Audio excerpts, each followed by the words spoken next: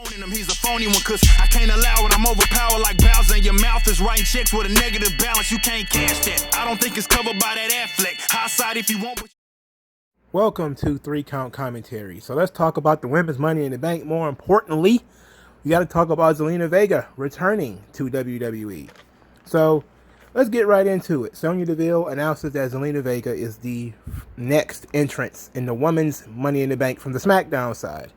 So she came back. Well, that wasn't long. It was probably about 6 months. They could have just suspended her for that, if we're going to be honest.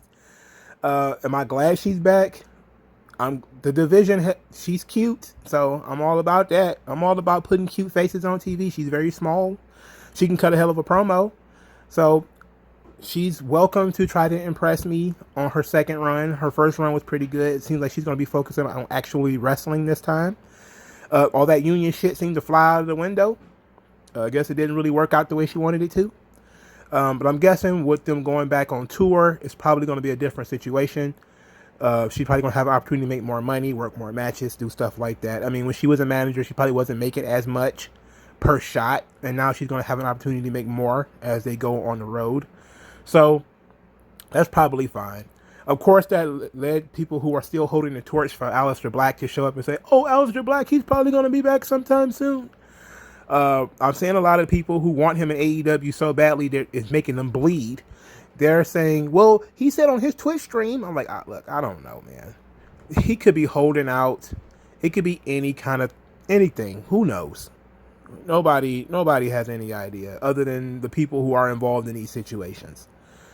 Technically, he can't sign with anywhere else until, I think late July or something, or at least in August. I don't know. How long is his thing? His thing is what? August, whatever. His 90 days. Whatever. Ultimately, Zelina is back. They need more women, and they need women that can talk and that can play characters. Zelina can do both. She's also a nerd and heavy into nerd culture, so that can help her too. I'm glad that she's back because I'm glad they got all that shit smoothed over. I really hate those kind of rough endings where the shit was very abrupt. It's also very toxic on both sides, especially in the fandom. It split the fandom in half because everybody started getting all yelling about pro-union and all that bullshit. So I'm glad it's over from that perspective. Now, as her actual talent is going to be able to, now that the division is a little bit more open because, Bayley is running on fumes right now as far as being a top heel. So there's some openings there. Carmella was pretty much by herself as top heel that Bianca Belair hasn't beaten to paste, but she has beaten Carmella twice already. But so that opportunity is there until Sasha Banks comes back, or at least until somebody the draft happens or something like that. So it's good. She's a good addition. I'll put it like that. And it's better for her now than it was when she left. She actually has more opportunities now.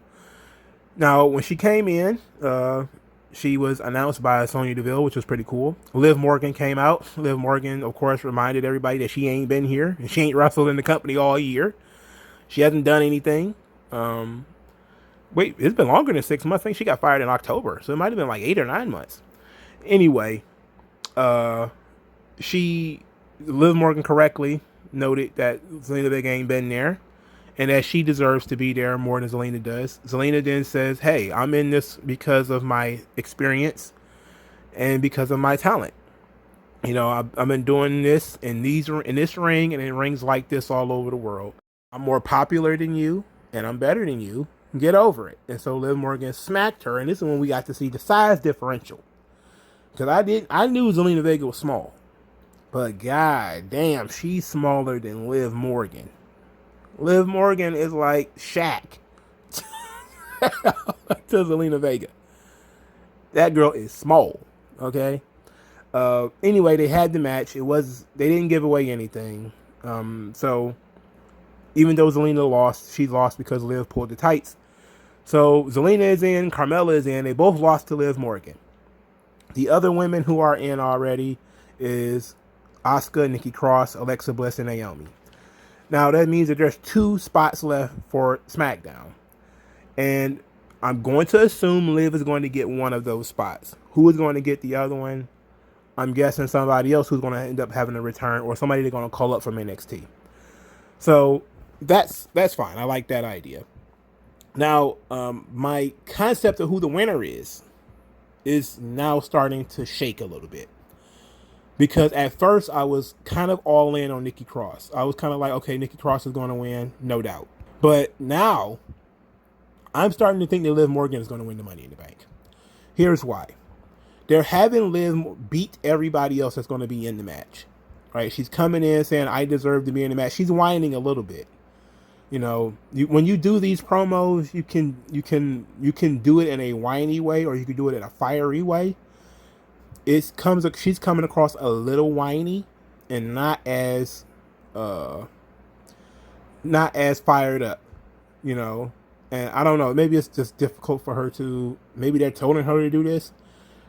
But I like that she smacked Zelina Vega because that shows fire. But I want her to be like, no, there's no way she's going to be in and I'm not in, you know, or whatever the case may be.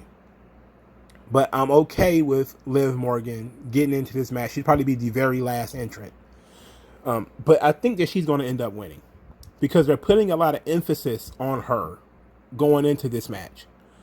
And there's more emphasis on her and Nikki Cross than anybody else. So even though Zelina got the big return and that's what everybody's talking about, I think that, you know, it'll probably come for her later down the line. I think that right now, Liv Morgan is kind of the one. 1A, Liv Morgan, 1B, Nikki Cross, as far as my likelihoods of the people who are actually going to win the Money in the Bank.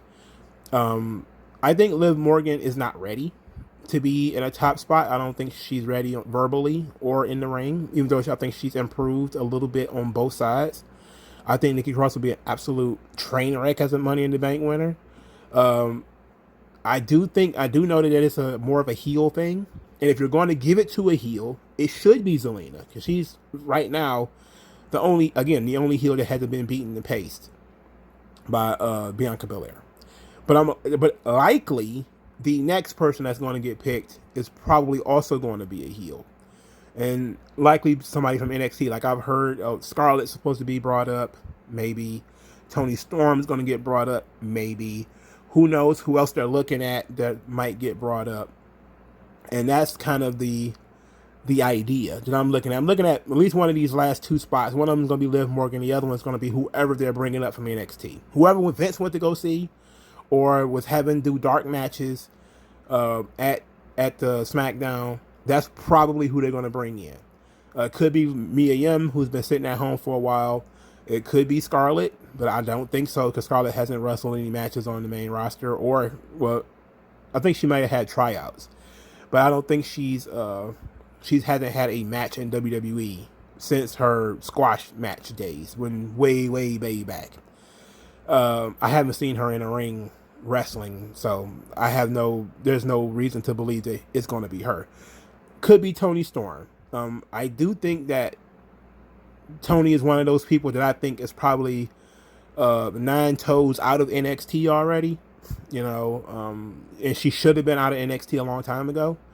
But this is the perfect time. They fired again so much of the women's roster. It's just nonsense at this point.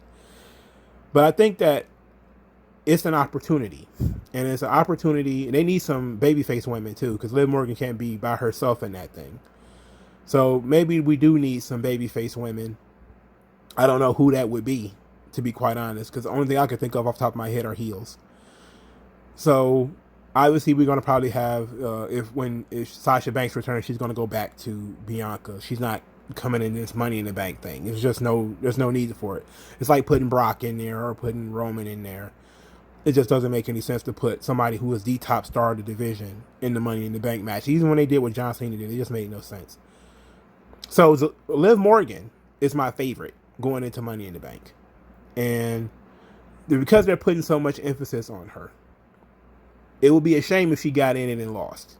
You know, so that's it. That's my thing. Let me know what you guys think in the comment section below. Like, share, subscribe. I'll talk to you guys later, man. Peace. Tell me what's worse than learning all that you led to believe was all horse crap. They distort, so question as if you